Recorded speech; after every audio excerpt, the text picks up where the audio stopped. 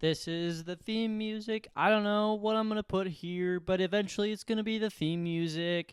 Curious Tom is a podcast, and my name is Curious Tom, and this is the theme music. I'm eventually going to have theme music. And so if you have any ideas about that, please let me know. I'll eventually do it. Don't know when. Probably going to be a little bit. Before I'm able to do that, because cost money, take time, things I have in limited supply, money and time. So that's what I'm going to do it. Hey, if I was a lazy piece of crap, I would just put it in AI. I'd be like, hey, AI, can you make a theme song about whatever?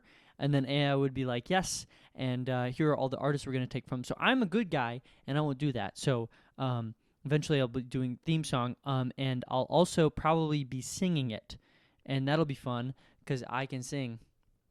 What? What? This guy can sing too? What the hell?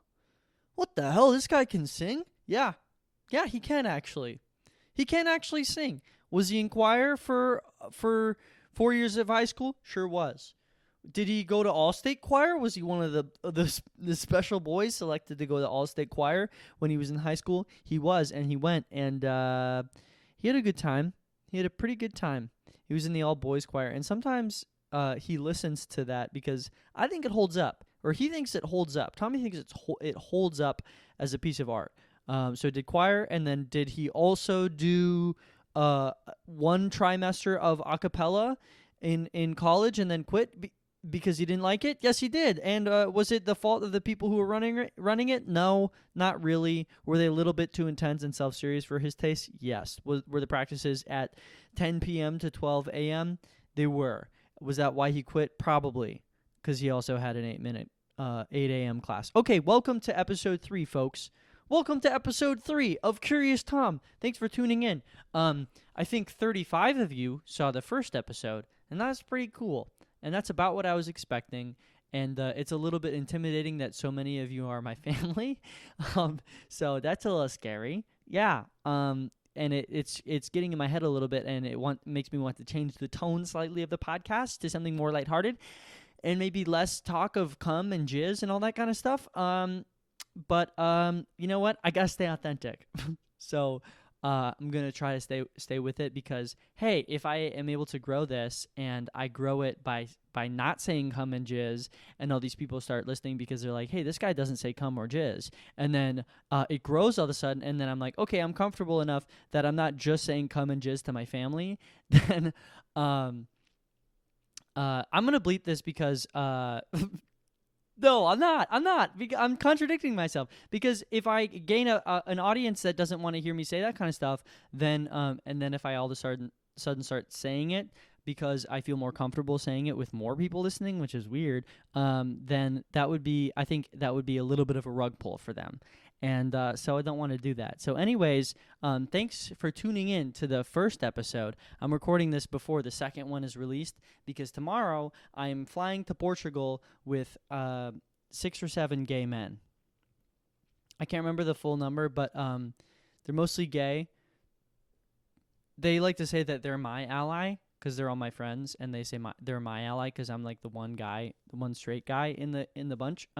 So that's gonna be fun. I'm excited about that. Won't help my allegations. Won't help that. But who freaking gives it? Who gives a heck about that kind of stuff? Not me. Don't care, even in the slightest. Okay, so this episode is coming out on Labor Day. So happy Labor Day. I'll be editing it and all that once I get back from Portugal. Sorry, 1 second. Why did I have to do that? Wouldn't you like to know, freaking you little freaks? Why did I have to tap the space bar on a keyboard, on a Bluetooth keyboard? Wouldn't you like to know? Okay, so I'll be recording this now. And so then it'll come out to you later. And I don't know why I feel the need to explain that to people. You don't give a heck. You just want the goddamn episode, because you're a bunch of little freaking freaks. Someone was like, what do you think the community name for your podcast will be? And I said, Gay Little Sluts. So I don't feel comfortable calling you that, because right now mostly friends and family. So sorry, but eventually that will be the name of the fandom if this podcast grows. Other shopkeeping stuff, leave a review, I guess. Sorry, I always get annoyed, and now I know why people say that kind of stuff. It's because you have to, and that's how things grow. So leave a comment, leave a review, blah, blah, blah. I think that's all I wanted to say. Okay, yeah, so it's Labor Day, and happy Labor Day, folks, to those who celebrate. Happy Labor Day! Pretty cool that we get that as workers who are able to get that. So last year, I recall, I was like, hell yeah, it's Labor Day. Freaking the power of labor shall overcome. And this federal holiday is something that we won through the collective action of us workers. And I was feeling pumped about it being Labor Day. And then I went to an open mic a year ago on Labor Day, and I said Happy Labor Day to the host, and the host was like, fuck Labor Day. And I was like, wait, why? And he was like, that's white people shit. And then I was like, oh. And then I was like, oh, didn't think about that, because it's not like everyone gets a day off. Not like everyone gets federal holidays. And I didn't either at the time. Now I do, so I'll be off because I'm a corporate boy now. But not everyone gets federal holidays off. In fact, I think probably the majority of people do not. So my mom got it off growing up, so that's why I had positive memories associated with that. But then I was like, ooh, Tommy, your ignorance is showing. Ooh, Tommy, why'd this guy have to educate you? You freaking idiot. You freaking idiot. And then so I was thinking about that, and I learned something. And now you know too. If you're a worker and you don't get Labor Day off, you already knew that shit. And me talking about it isn't like, oh, this guy's freaking one of the good ones, folks. The good guy alert over here. Check out this good guy. He knows what's up. He knows what's up. He's with it. This guy's with it because he knows what's going on. Not like these other freaking ignorant assholes, you know? This guy, he is basically one of us. This guy's one of us. That's what you're saying, listening to me. Not like that. You already knew that. And so you're like, already knew that. Why are you talking about it? Just something that I was thinking about because this episode is coming out on Labor Day. So, happy Labor Day if you get it off. If you don't, sorry. Okay. I think that's what I wanted to talk. Oh, last thing. I thought this was funny. I feel like there's like a good number of things that I want to do and talk about on this episode, and so it might feel a little bit fast and frantic. I also have to record this and then leave. I'm a little bit pressed for time, so I'm feeling like a little bit I have to kind of rush. But I shouldn't. I should take my time and enjoy where I'm at. But I don't know what the voice of this podcast is going to be. I don't know the charm. I don't know the unique charm. I don't know what my voice sounds like. So yeah, I don't know what this is going to be like, but it might be good and it might be bad and you might not like it. And feel free to tell me when you see me in the streets. Okay. Let's get into the episode, folks. It's Labor Day for you. Tomorrow I'm going to Portugal with 7 gay men. Think I covered everything I wanted to talk about there. Okay, in the second episode, I talked about questions that I wanted I wanted to receive. Now, if you listen to the second episode and you DM'd me based on what you heard on the second episode, I'm not going to be addressing those questions on this episode because I recorded this episode before the second episode is going out. What is happening is, or what I did do is I posted on my story to ask questions, and a few people responded, and so now the questions were general knowledge, history, and science. And I'm not that, like, I know some stuff, I know some stuff. I have interest in some stuff. So when I was reading the questions, I was like, what am I going to say? I didn't do any research because I promised I wouldn't do any research, and that's like the whole thing that's funny about it. But some of the questions I might know a little bit. If I was holding the mic away from myself, I'm so sorry. Again, I don't have headphones, and I'm trying to remember. I'm watching on my screen because it tells me I can see the levels, and I'm so sorry. I'm trying to keep it close to my mouth. But until I have headphones, I won't be able to 100% know if I'm talking close enough. So sorry about that. But anyways, I think 3 people DM'd me questions, and so now I'm gonna read them and do my best to answer. So I apologize. I'm limited on screen. So let's see who the first question was from. Going to my messages. Okay, this one comes from Rachel Tamasha, comedian in Chicago. Although I haven't seen you out, Rachel. So I hope you come back out sometime. And I can say hello. I ran into you the other day. It was nice. You had your dog, and you had a cute dog. Okay, Rachel had 2 questions for me. Number 1, are aliens living among us? Okay, this is my take on aliens living among us. No, they're not. Why would they care about us? They don't even give a little bit of a crap about us. Okay? That's my take. Okay? Humans evolved 200,000 years ago. The universe, as I talked about in the last episode, is 14 billion years old. Okay, so who knows other places if life developed earlier, but it's well possible that on other planets that they had a billion-year jump on us, and if that happened elsewhere, then it certainly happened in a bunch of other places. So if there are intelligent alien species in the universe, I believe that they probably talk to each other, and I believe that we're probably the equivalent of ants to a lot of them. I feel like they don't give a crap about us. And so also you have this barrier called the speed of light, which prevents you really from getting places fast in the universe. The speed of light is pretty fast, but other light years are like, or other galaxies, other planets are like light years away from us.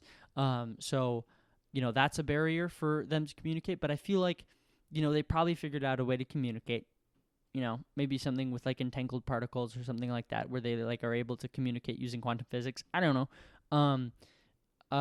But if aliens exist on that plane, I think they probably aren't. I don't think we are even able to conceptualize that in the same way that an ant is unable to comprehend the intelligence of humans.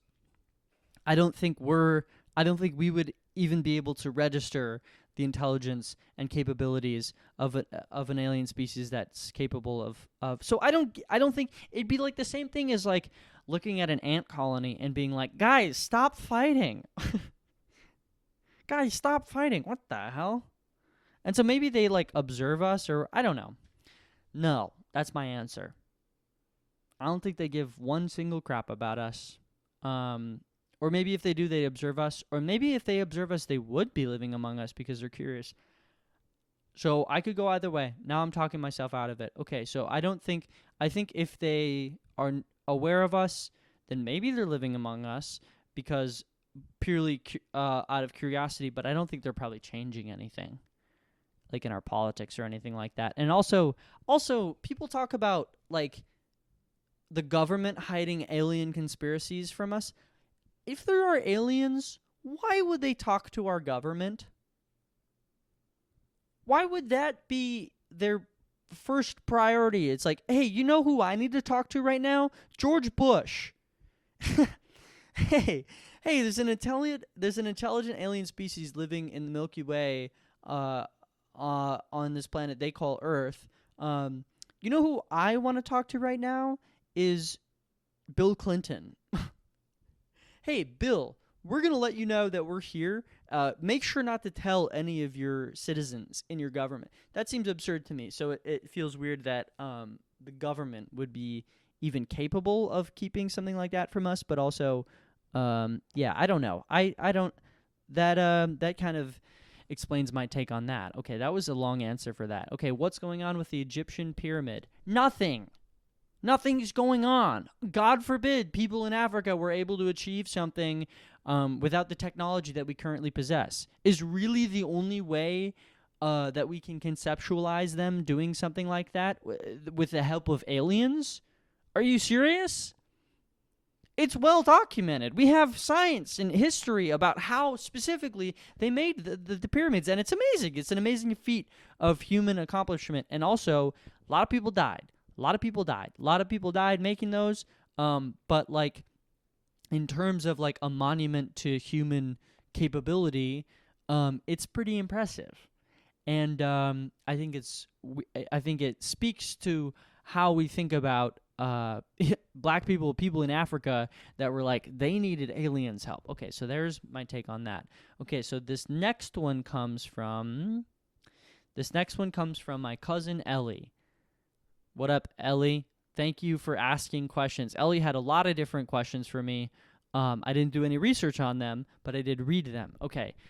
What is the first sport ever broadcast on national television? It was a WNBA game in 1920. Okay, how many U.S. state capitals have the word city in them? None of them do. And if you think they do, you're probably an alien, or you're part of the problem at least. No state capital has the word city in it. We know it's a city. Every state capital is a city. Why put the word city in it? That's stupid. Okay, how old is Elmo? Okay, sorry. I need to take a sip before I answer this one. What's in there? Wouldn't you like to know, you little freaks? You little freaks, wouldn't you like to know? Okay, how old is Elmo? Elmo is the same age as the universe, because time is entirely dependent on the observer. Time is entirely dependent on the observer. Elmo is present now in the universe, but the fact that he is present now means quite literally that he has always been a part of the universe, because time is a part of the universe. So if you think of time as a different dimension, then you think about Elmo. Elmo has always been a part of the universe, because time is totally dependent on the observer. And the reason that is because there's this thing called the speed of light. And the speed of light is really freaky.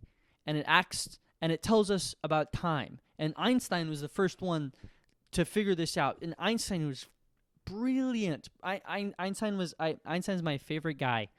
And I'm sorry he made that bomb. But Einstein, I like Einstein a lot. Did I wish I studied physics? Yes, I did. Or yes, I do. I wish I studied physics. Is it one of my hyperfixations? Should I be using the term hyperfixation? I don't know. But Einstein was a freaking goat. Einstein was the goat, dude. Einstein was legit, man. He was legit. Okay, so he figured out that time is relative. And what that means is, because we have the speed of light, and we know that the speed of light is, we already knew this before Einstein, we knew that the speed of light is constant, no matter what the observer is. So the speed of light, no matter where you are, no matter what you're doing, no matter how fast you're going, the speed of light always is the same, depending on how you measure it. So if you're on a train, say you're on a train that's going 10 miles below the speed of light. The speed of light is the universal speed limit. Nothing can go faster than the speed of light. Okay, we know that. We know that, and we know it's a constant. Okay, those are the two things that you need to know. So if you know that nothing can go faster than the speed of light, and you're going 10 miles from the speed of light, and light is a constant, and you turn on a flashlight going forward. You're on a train, you're going 10 miles per hour below the speed of light, you turn on a flashlight. What happens? Okay, the light can't go faster than the speed of light. So if you're going 10 miles per hour below the speed of light, then you would think that the light would creep forward at 10 miles per hour, because nothing can go faster than the speed of light. It's a universal constant. Or it's not it's a speed limit. But it's a universal constant. So, from the observer, it would appear, we know this from testing it, it would appear that it goes the speed of light. And you could measure it. You could measure it going the speed of light. If you're on that train, you're going 10 miles per hour below the speed of light, you turn a flashlight on, you measure the speed of light, you would say that's going exactly the speed of light. But say you're off the train. you're off the train, and you see them turn on the flashlight, and you see the flashlight creep forward at 10 miles per hour because nothing can go faster than the speed of light. What's going on? The time is moving slower in the train. The time is moving slower in the train. That's the only way to reconcile that seeming contradiction between the speed of light being constant and being the fastest thing in the universe, the universal speed limit. So anyways, Elmo is as old as the universe. That's my answer there. Okay, next question. What is the rarest M&M color? Jizz color. I'm sorry. I don't know. What is the first movie or company to use the word vagina in a film? It was a sports documentary made in 1930 about the first ever WNBA team, and it was not a kind portrayal. And they used the word vagina a lot in it. Okay, there's my answer. Last question. Last question comes from, and I want to give a special shout out to this person.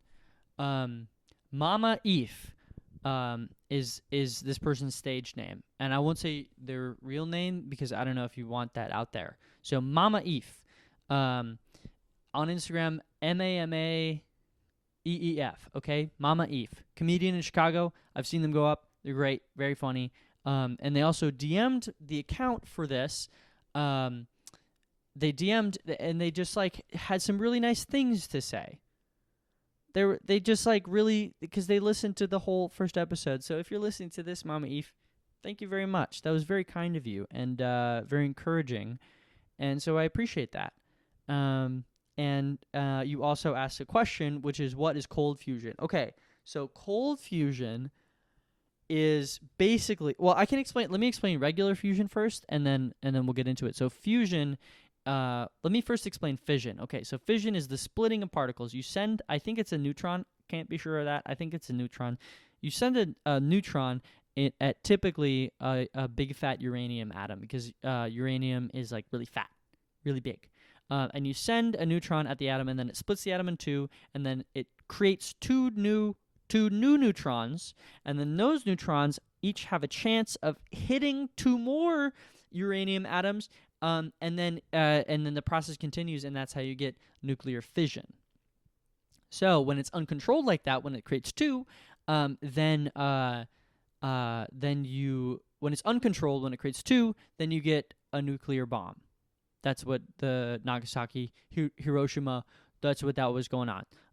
Uncontrolled nuclear fusion. Einstein was part of that. Okay, so controlled nuclear fusion is, I think what happens is I think it's like less enriched uranium or something like that. Basically, they're able to control how many neutrons come out of it. So I think it only creates one neutron, and then that neutron hits another, something like that.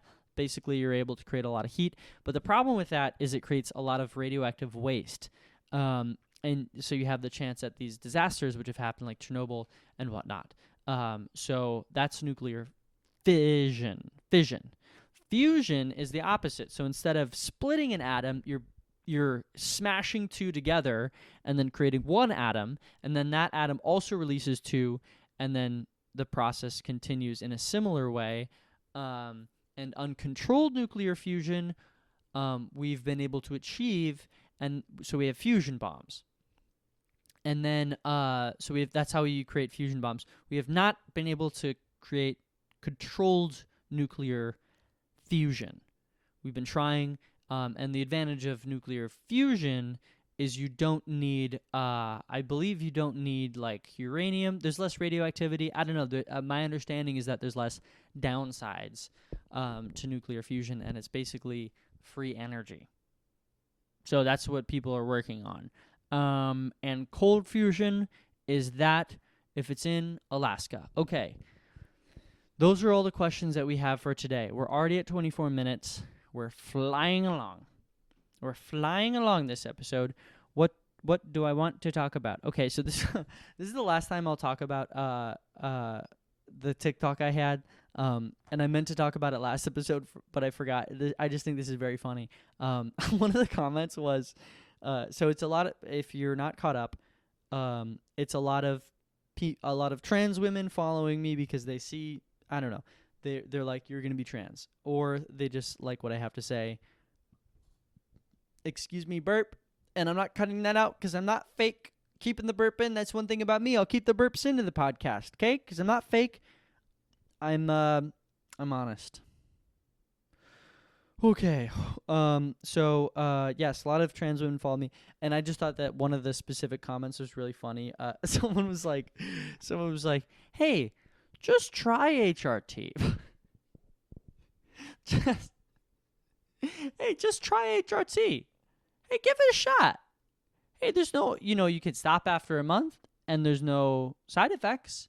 Just try it, and if it aligns with how your gender feels, then you can keep doing it. And while I appreciate the comment, and I'm sure that's true, I just thought it was funny because you guys got to be careful, because the narrative about trans people right now is that you're trying to turn everyone trans, and that's clearly not true. And also, if it is true, who fucking cares? Okay, gender isn't real. Whatever, it doesn't matter. But the narrative is that there's like these hordes of trans people going around like, we gotta make everyone trans, and that's ridiculous. So you gotta be careful with comments like those, because the wrong person could see it and be like, see, they are trying to turn people trans. Just try HRT. Hey, just give it a shot. No big deal. No big deal. Give it a shot. Hey, take a hit off of this vape. No big freaking deal, man. Hey, okay. Should I have done that accent? Don't know. Did I do it? I sure did. Okay. Okay, this is something that I was just thinking about that maybe could like turn into a bit or something I do on stage. I don't know. Okay. So basically, I was just thinking about how, we go about the world. We leave our homes, and we go and we're very serious and we're very put together. And we put on our clothes that society has said these are okay clothes to put on. And then we go outside, and then we meet people, and then we shake their hands, and we go, hello, my name is whatever. And then they go, hello, my name is what, and you have a handshake. And you look them in the eye, and you're serious adults that are put together. You're a man, you're a woman, you're whatever. You're a real adult person existing in the world. And then, you go to your job and you're like, yeah, hello, 401k, please. And then late at night, we go home and we're like, ooh, I hope someone touches my genitals tonight. Is that anything? Is that funny? I was just thinking about that. This just seems to be like a huge contradiction between like existing in the world as like an adult, as a person, as a real put together human being. You're like, hello, I would like a coffee with cream and sugar, and then we go home and you're like, I want to be inside of someone, or I want someone to be inside of me. Ooh, ooh. Ooh, I'm so horny. I'm gonna make poor life decisions. But then we go out again and we pretend like none of that happened. We pretend like we don't have sexuality. We might talk about it with our friends, with our loved ones, with our close family members. But in polite society, we're like, ooh, we're serious people. But then we go home and we're like, ooh, ooh, ooh, I want someone to fuck me. I hope someone fucks me today. I hope I don't get blue balls. Okay, before you freak out about me saying blue balls, I want to talk about blue balls. Okay? Here's my take on blue balls. Not that bad. It doesn't hurt that much. You're just mad you're not fucking. Okay? That's my take. That's my most sincere take. Doesn't hurt that much. Doesn't fuck. It's in your head. You're mad that you didn't get laid. I'm sorry. I could be a class traitor to men right now. The men watching this could be like, ooh, this guy. And when I say men, I mean generally like cis men, whatever. It's not that bad. I've never been afflicted by blue balls in the same way that it seems like a lot of people are. And I think my take is y'all are exaggerating. Y'all are exaggerating the pain of blue balls, okay? you talk about it like it's some sort of agony. Like it's the worst conceivable pain in the world. No, you're just not. You didn't get laid. You struck out. Big deal. Okay, your ego's hurt, and you are psychologically pushing that pain onto your balls. Hey, that's my take about blue balls, folks. That's my take. Sorry. Woke take over here. Not that freaking bad.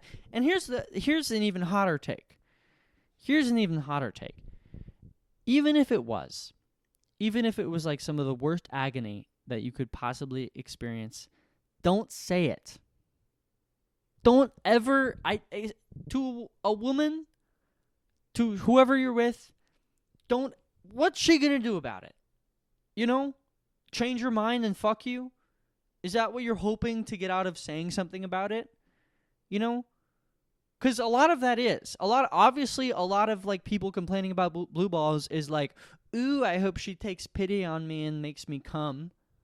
Okay, so that's the agenda. I think probably of a majority of the cases where someone is complaining about the pain of blue balls. But even in the second, I think probably minority of if you're complaining about it just sincerely as something that's causing you pain, the implication of the person you're with, and again, I can only speak for like cis-het relationships. The implication of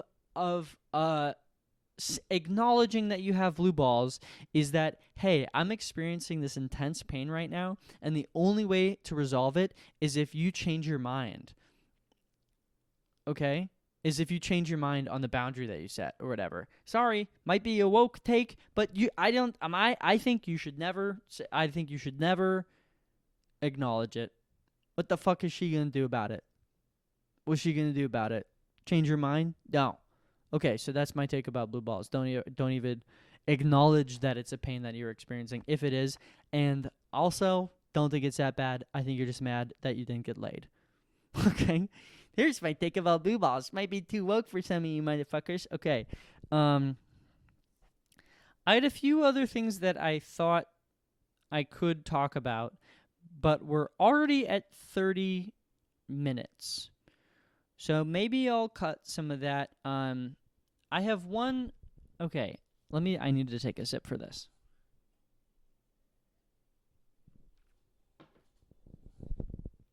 I have one other thing for you today, and it's a special guest that I'm very excited for you all to meet. This is someone who has been an important part of my life for a very long time.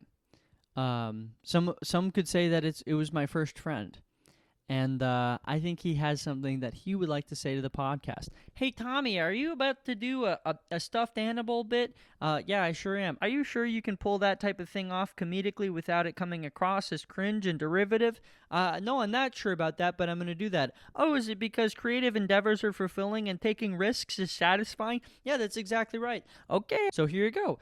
Folks, I would like to welcome you and introduce you to a very close friend of mine. Everyone say hello to François. This is François, everyone.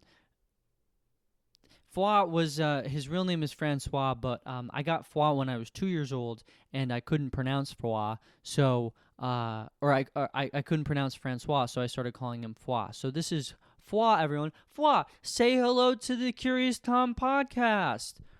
Hello, people of Chicago. Say goodbye to François, everyone. There's that bit. Was that bad? Don't care. There's that bit.